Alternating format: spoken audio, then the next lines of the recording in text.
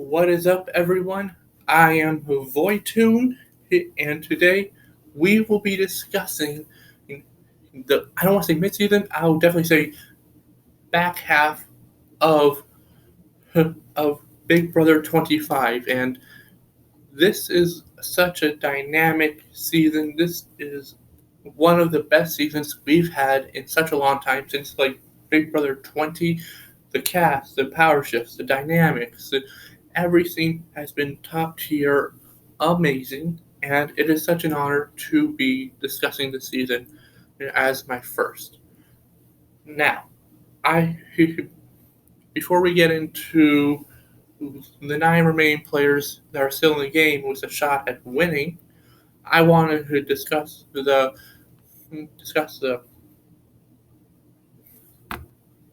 discuss the 8 pre-jurors that we have since said goodbye to in this preseason,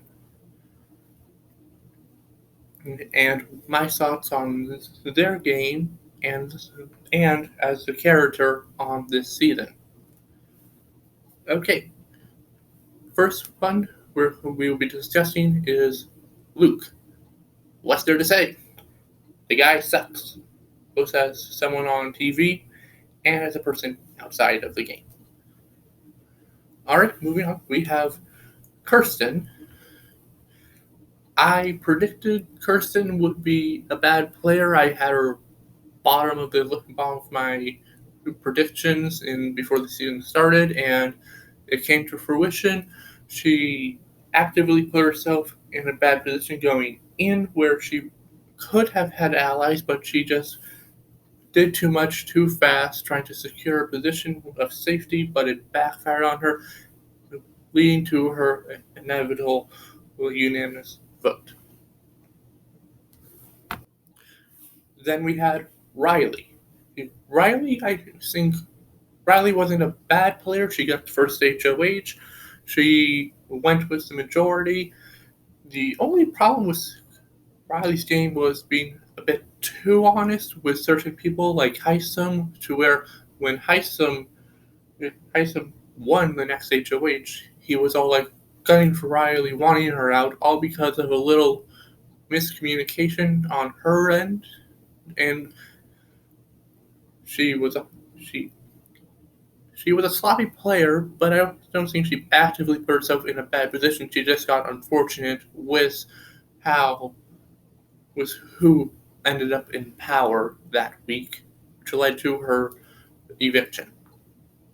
And then, as I said before, we had Heisem, who is a great TV personality, great character.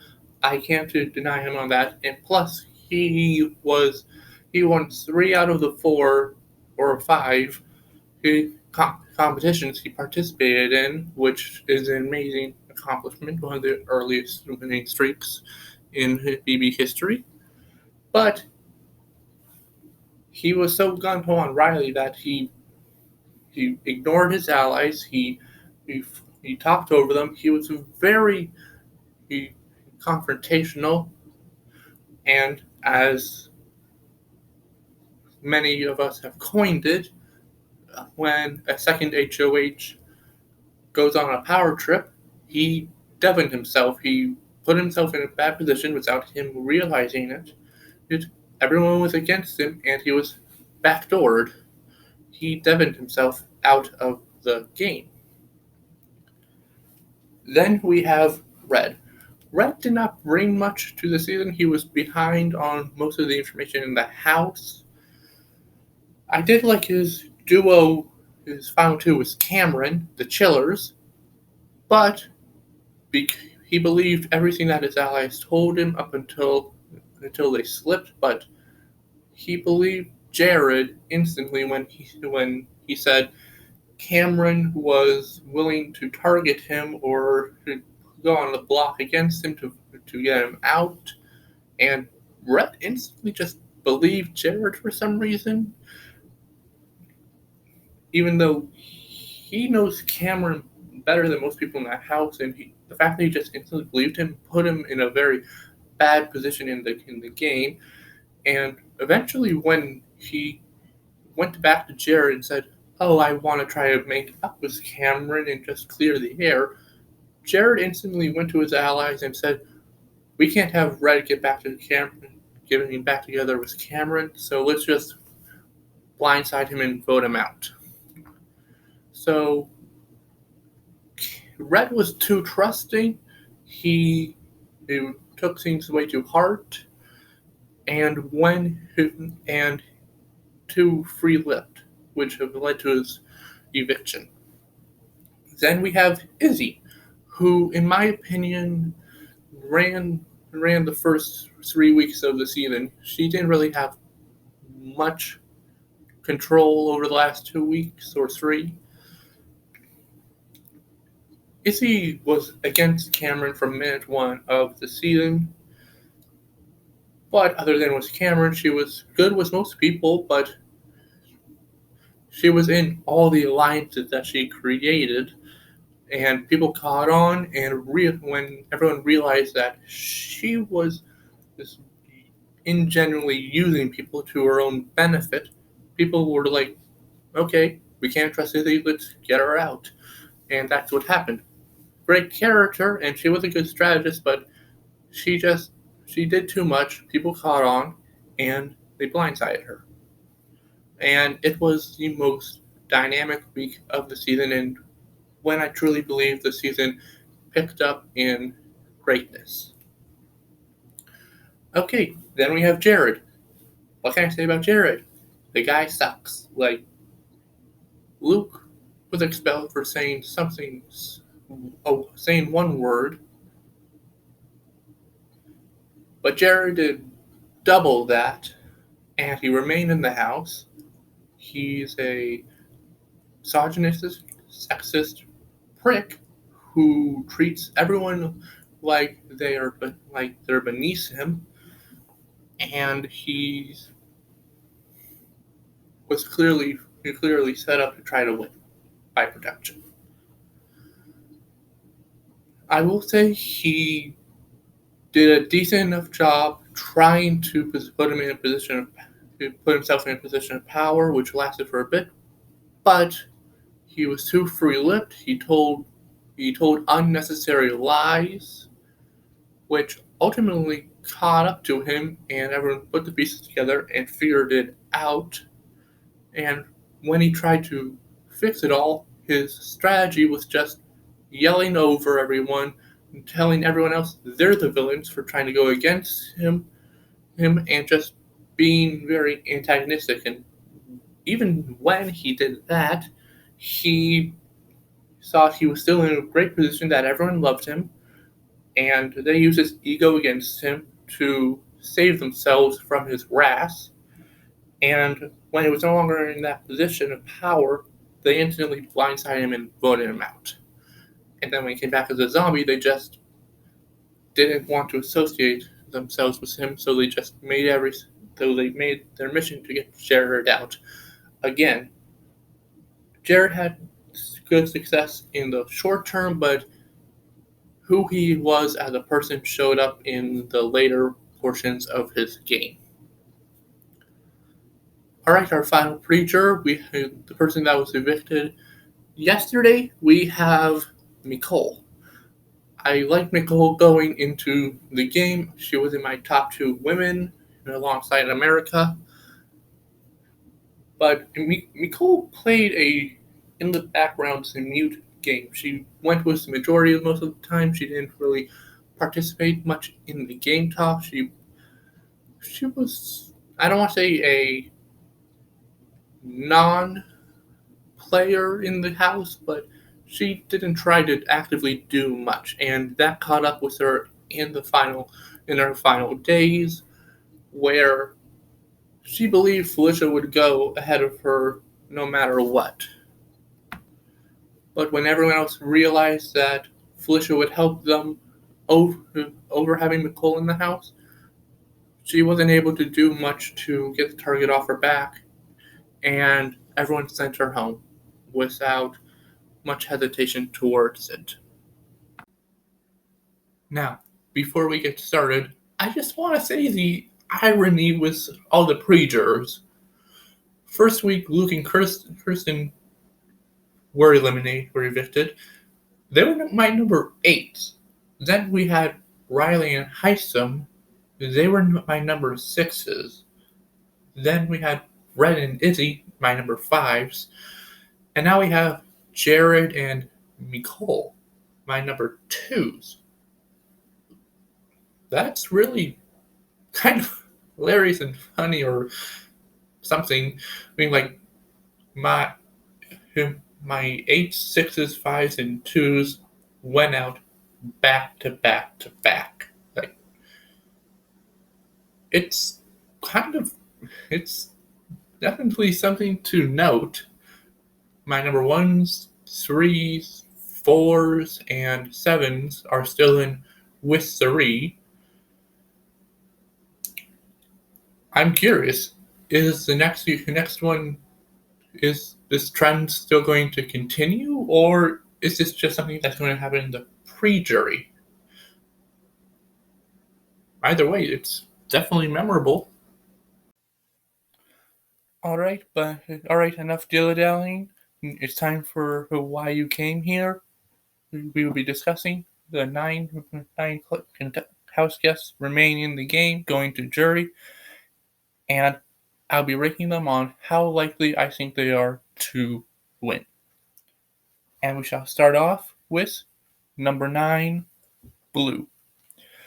A while back, Blue was in a good position, but now, Matt and Jag are trying to set her up to go against Corey and America, and I honestly think that Corey and America are more protected than Blue, and I can see her easily becoming a target in these next couple of weeks. She might even be the target for this week. And I believe that even though Blue has these allies like Matt, Jag, Sari to an extent, none of them will have her back in the long run. And honestly, out of everyone left in the game, I think Blue has the lowest win equity out of everyone, and I don't think she'll get a jury vote. Okay, moving on. At number 8, we have Felicia.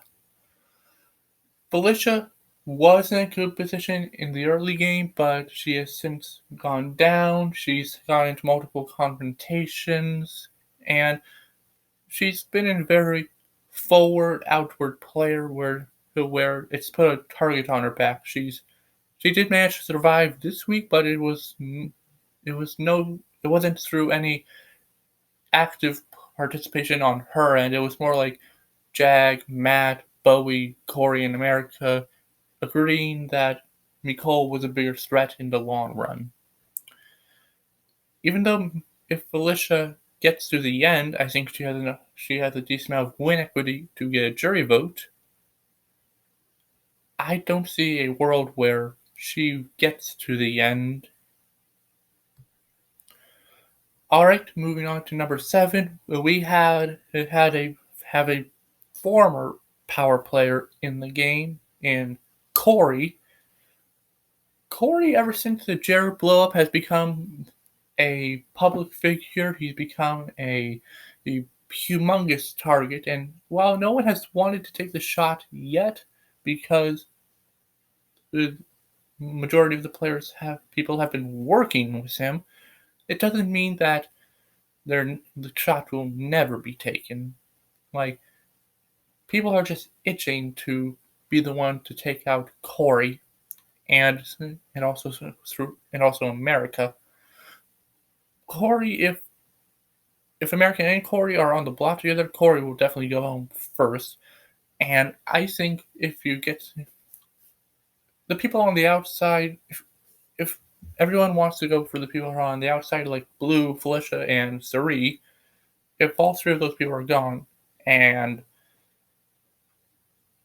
Corey's the biggest target left, I think unless he gets a clutch HOH or veto win, like, Corey will definitely be the first one to go out of the people left in the game. So, and even though Corey has humongous win equity and he's good with almost everyone. Like, he is way too big of a target that people won't allow him to get to the end. And as much as I still like him and how much I think he can turn it around, I think there's just too little rem- in the game remaining for him to pull anything off. Okay, now at number 6, we have the legend herself, Suri. Suri ran the game for the first 3 weeks, to extend 4 because she sort of worked her magic on camera to get Jag and Blue to be the targets. But ever since the Izzy vote, she's been losing allies. She's been losing trust in those who used to do her bidding, and she's now sort of blending into the background, which has helped her in terms of she's no longer a forward target. But her problem is still it's still the problem she had in the very beginning. And who is going to take Suri to the end? Because I can tell, like, majority of the people have more loyalty to each other than to Suri, and I don't see anyone wanting to take Suri to the end. She might go get deeper into the game, and if she does somehow get to the end, she has a decent amount of win equity, but I just don't see anyone wanting to take her, which is why I have her at number 6. All right, we are heading into the top 5, and in my opinion, these are the 5 that not only have a chance at getting to the end, but also having a solid enough win equity where they have a real shot at winning the game. And I'd be fine with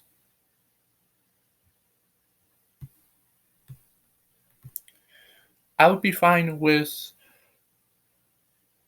the majority of these players who winning the game. A couple of them still need to do a couple more things for me to be solid on them, but I think if this week in particular goes really well, I can see that happening.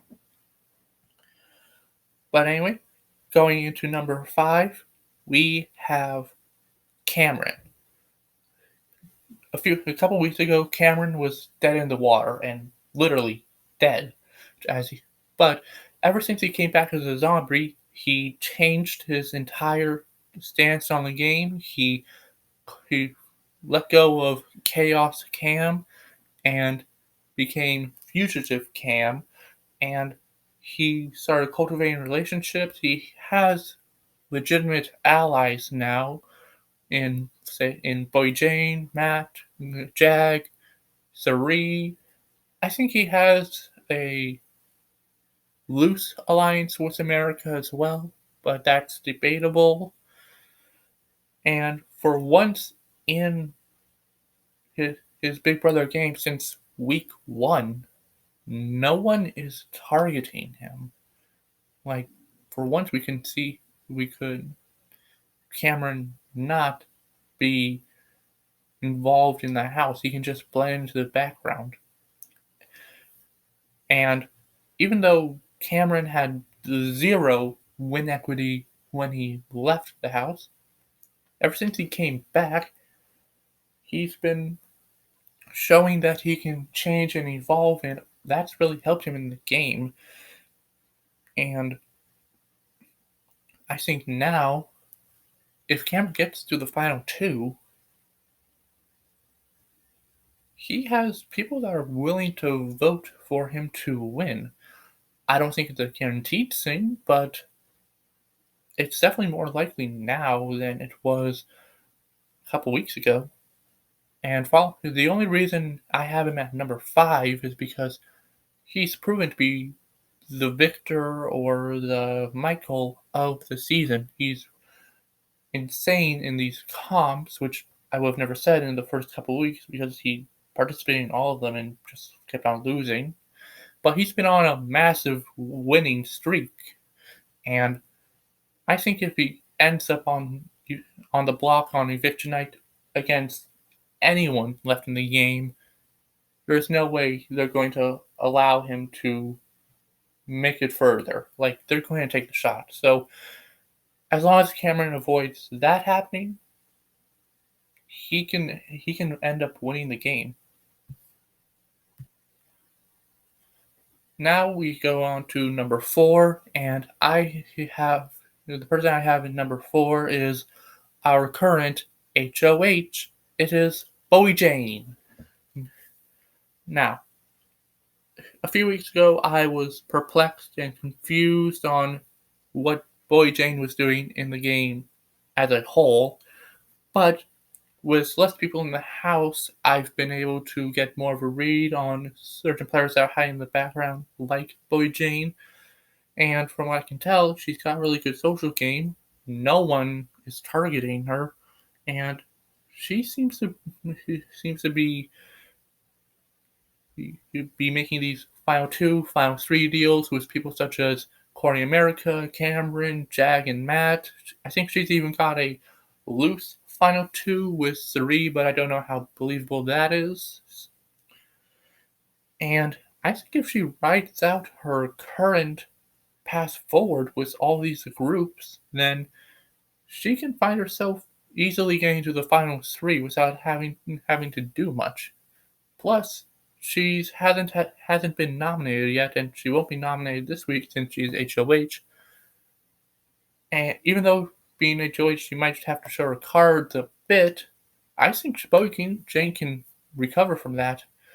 And despite not having much game knowledge going into this and relying on her social game, she's got decent enough win equity to where I think she'll have to sit next to a few people to get more votes over them. But Bowie Jane has a decent chance at winning this game, which is a surprise to me. Okay, moving on to number 3, we have half of the Minutemen. We have Jag. Now, Jag, yes, he was evicted unanimously, but ever since then, he's been waking up to the game. He's really been growing as a player. He's in a Final 2 with Matt. They're the Minutemen, and they are in the center of the house together. They've got an alliance with Corey America. They've got alliances with Blue. They've got alliances with Cameron and Bo Jane. They're good with everyone, and no one is really targeting them. The reason I have Jag at number 3 instead of like a number 2 or number 1 is because I think his early game is going to come and harm him in the end, because before he turned his game around, people were calling him dumb, just not realizing the game in front of his face. People such as Izzy and Red and Jared were telling him were saying their exit press that he was the dumbest player of the season. Even though he's turned it around, that perception might come to harm him in a Final 2 scenario. Even though I think he's been growing his win equity since then, I don't know if he'll have the time remaining to make the rest happen, to make up the difference. Plus, I think if somehow the Minutemen find themselves caught and on the block together, I think they'll take out Jag before Matt. And that's my biggest concern with Jag's game. He still has improvements that he can make. It's just a matter of, does he have enough time? If he does manage to do it, I think he's got a real shot at becoming the winner of the season. All right, now moving on to number 2, we have half of my favorite duo of the season and my favorite player. We have America. Call me biased all you want. I'll take it. I do love America. America is more on shaky ground now than before, but she's good with majority of the players. She's good with Boy Jane, Jag, Matt, Cameron. Yeah, Cameron. She's good with Cameron. And out of her duo of Corey and America, her showmance, that is really strong, Corey would definitely go first if they're on the block together, and I think if America finds herself on the block against, say, a Felicia, a Blue, a Cerie, even a Cameron, that they'll go before they consider taking her out instead. And America's been building her game. She's made a lot of moves. Like, people credit Corey for the Izzy vote, but in reality, it was America who went to Cameron to waken him up to the reality of the game. She got information from Matt that was crucial to turning Corey against Cerie. And yes, Corey then used that information to gather the numbers, but none of that would have been possible if America did not wake him up. And if Corey does go, I can see America bonding really well with a Jag, a Matt, a Bowie Jane, even a Cameron. And if she does manage to get to the end, I think she'll put up a great performance in the final two, and she has a great amount of win equity to get the win. She needs to win a few more competitions, but I think it's looking great for an America win this season. All right, and now we're moving on to our final contestant, our final house guest, our number one. I have Matt. Now, Matt has been a really great player this season. He's great with everyone. He's got an amazing social game, and they see him as enough of a physical threat where he can win some comps for people. He hasn't won enough. He's only won one veto and one power comp, so that people know he can win stuff, but it's not enough to make him a huge threat, like, say, a Cameron, which is kind of expected because he's an Olympian. But his social game has been what's really kept him in the game and what has propelled him to the number one spot, as literally no one is targeting him. He's great with everyone. He's in all the alliances. He's got multiple final twos. His most serious one being the Minutemen with Jag, but he's also got alliances with Corey and America, Bowie Jane, Cameron. His biggest blind spot was thinking that he should be loyal to Cerie, but I think in the coming weeks that'll change. The only person that was really targeting him all season was Heisem, and he was taken out week 3. I think Matt is the most likely to get to the very end. He can win there, or win the parts of the final HOH there, and people have said in their exit press that Matt is playing one of the best games of the season, and they would have voted for him to win.